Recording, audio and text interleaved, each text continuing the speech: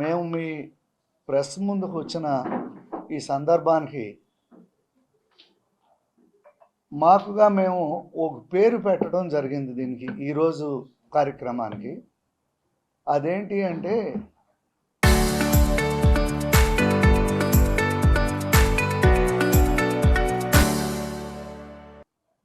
ధృతరాష్ట్ర రాజ్యంలో దుర్యోధన దాష్టీకాల పర్వం, కమ్మవారి ఇక్కట్లు. ధృతరాష్ట్ర రాజ్యంలో పరిపాలనలో దుర్యోధన దాష్టీకాల పర్వం, కమ్మవారి ఇక్కట్లు.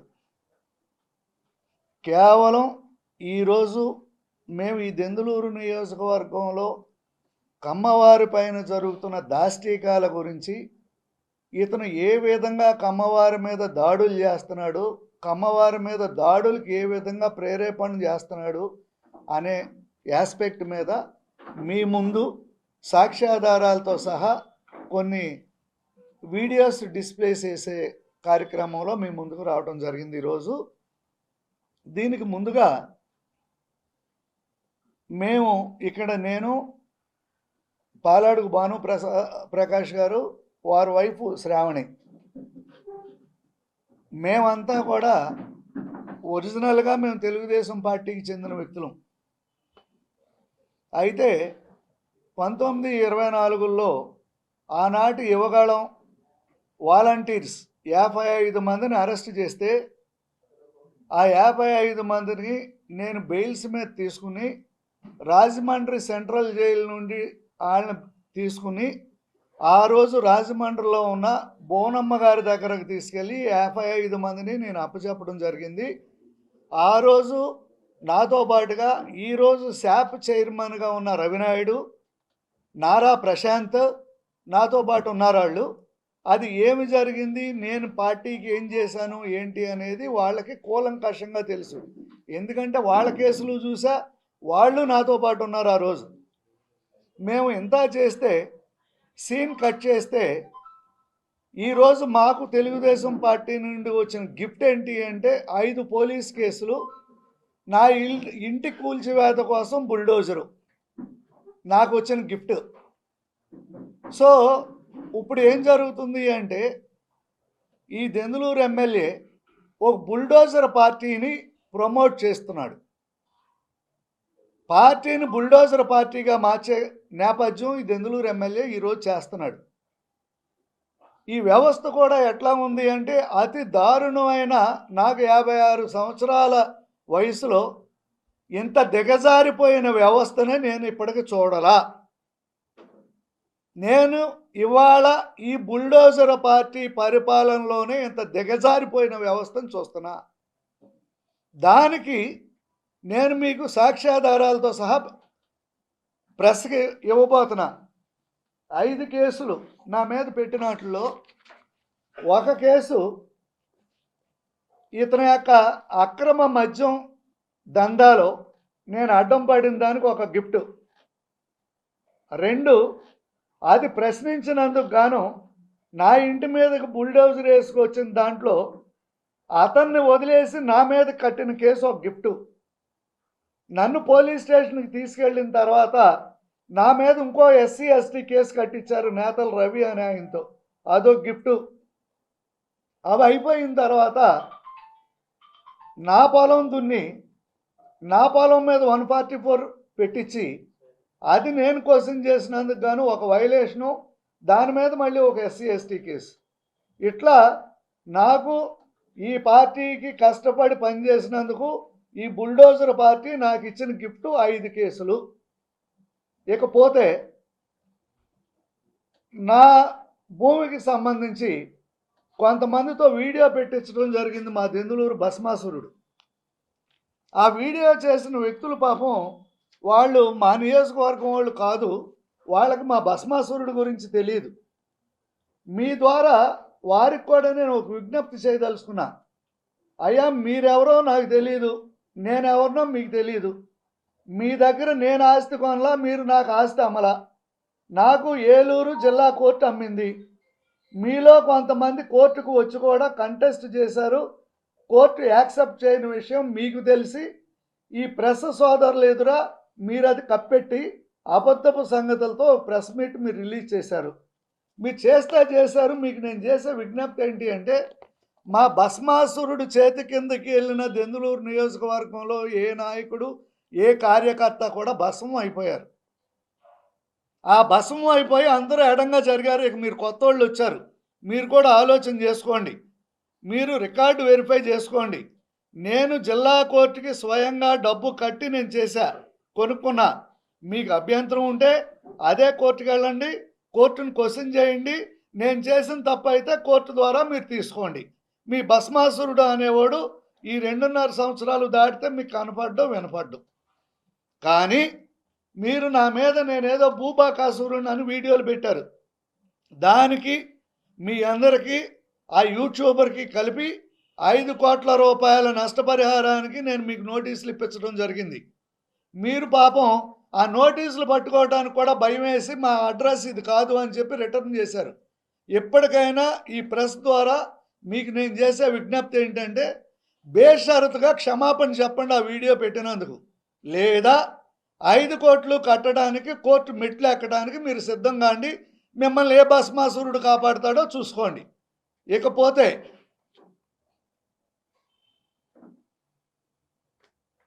కొంతమంది ఉద్యోగస్తులు అత్యుత్సాహం ప్రదర్శించి వారు ఉద్యోగాల నీడలో ఏ పనైనా చేయొచ్చు అనుకునే భావంలో కొంతమంది వారు ఉద్యోగాలు చేస్తున్నారు. ఆ విధంగానే పెదపాటి అమ్మారావు గారు నా భూమి మీద 144 పెడితే ఆ 144ని బేస్ చేసుకుని 3 టౌన్ సిఐ గారు కోటేశ్వరరావు గారు అనే మహానుభావుడు, ఆయన కూడా చాలా ఆయన పరిధిని అతిక్రమించి ఉద్యోగం చేస్తున్నారు. మా మీద కేసులు కట్టడం జరిగితే మేము హైకోర్టుకి వెళ్ళటం, ఎంఆర్ఓ గారు ఇచ్చిన 144ని సస్పెండ్ చేయటం అన్నీ జరిగినాయి. ఆ ఎంఆర్ఓ గారికి కూడా నేను విజ్ఞప్తి చేస్తున్నా, మీ ఉద్యోగస్తులు మీ పరిధి దాటి మీరు పనిచేస్తే మీరు కూడా చట్టం పరిధిలో బోనులు కోర్టు మెట్లు ఎక్కాల్సి వచ్చే పరిస్థితి మీకు ఉంటుంది. మీ యొక్క పరిధి అతిక్రమించి ఉద్యోగాలు చేసే ఉద్యోగస్తులు ఎవరున్నా, పోలీస్ అవ్వచ్చు, రెవెన్యూ కావచ్చు, మిమ్మల్ని కోర్టు మెట్లు ఎక్కిస్తా. మీరు మీ పరిధులు మీరు చూసుకుని మీ ఉద్యోగాలు మీరు చేసుకోండి. ఆ పెదపాటి ఎంఆర్ఓ గారి మీద 3 టౌన్ సిఐ గారి మీద లీగల్ యాక్షన్ కూడా స్టార్ట్ చేశా, కోర్టు మెట్లు ఎక్కిస్తా. మీరు చేసిన మీ పరిధి దాటి చేసిన ఉద్యోగాలు దానికి మీరు మూల్యం చెల్లించక తప్పకపోతే నుంచి ఆయన ఏం జరిగింది ఆయన చెప్తారు. అదేవిధంగా సాయి అని నువ్వు రా, దెందులూరు నియోజకవర్గమే. ఇతను మాట, ఈ సాయి అన్న ఇతను కమ్మ కులానికి చెల్లి అమ్ముకుంటారు. ఇతను చేసిన తప్పేంటి అంటే, ఈ భాను గారికి దగ్గరగా ఉంటాడు ఇతను. ఆ భాను గారికి దగ్గరగా ఉండే ఆవిడ ఈ కుర్రోడాళ్ళ అమ్మమ్మ గారు, ఆవిడ టీలు అవి అమ్ముకుంటారు. ఆ పై చూడండి 13/8/2026 హోటల్ నడుపుకుంటుంది ఆవిడ. 14వ తారీఖు హోటల్ కాల్ చేశారు. ఇతను డీమార్ట్లో ఉద్యోగం చేస్తుంటే డీమార్ట్ వాళ్ళకి మాట్లాడి ఉద్యోగం పీకించేస్తే భాను గారు నాకు మాట్లాడితే నేను తెచ్చి ఆఫీస్లో పెట్టుకుని అతనికి ఒక ఎంప్లాయ్మెంట్ ఇచ్చా. నా దగ్గర ఎంప్లాయ్ చేస్తున్నందుకు వాళ్ళ పాక తగలబెట్టాక జేసీబీ బుల్డోజర్ వెళ్ళద్ది.